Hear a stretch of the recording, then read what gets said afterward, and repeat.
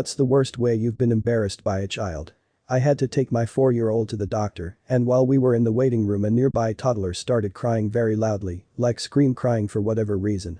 My son waits until the other kid stops, does a very dramatic lowering and shake of his head then yells, he has problems with emotions, ha, mom.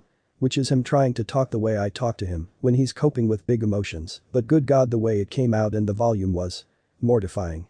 When my sister was 9 she shouted white power while waiting in line at Dorney Park. We are Hispanic. Made myself lunch yesterday, 2 sandwiches because one wouldn't cut it. My 8-year-old asked me if I was a bear eating to get ready for hibernation. Sick burn. Took my 4-year-old swimming. At the completion I took him to the men's locker and getting into dry clothes. Amidst dressing he says loud enough for all to hear, I love your penis, dad. I don't remember this story, but my mom tells it all the time.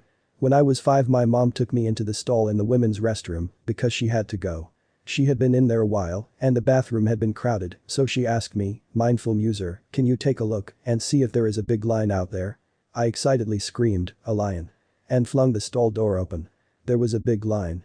I had some people over and my 4-year-old nephew starts shouting, is anyone here afraid of spiders? Once he had everyone's attention, he told us all that if anyone was afraid of spiders they needed to leave because he found cobwebs and cobwebs mean spiders. He then proceeded to point out every single cobweb in the house to our guests. I was at work. I worked at the movie theater in my late teens at the ticket booth. A young girl came up with her mom and was like, you mom, she's so ugly. Talking about me. She had to have been between 5 and 7. Her mom hit her and promptly apologized. And the little girl was like, what? She is? I felt like utter shit the rest of the day.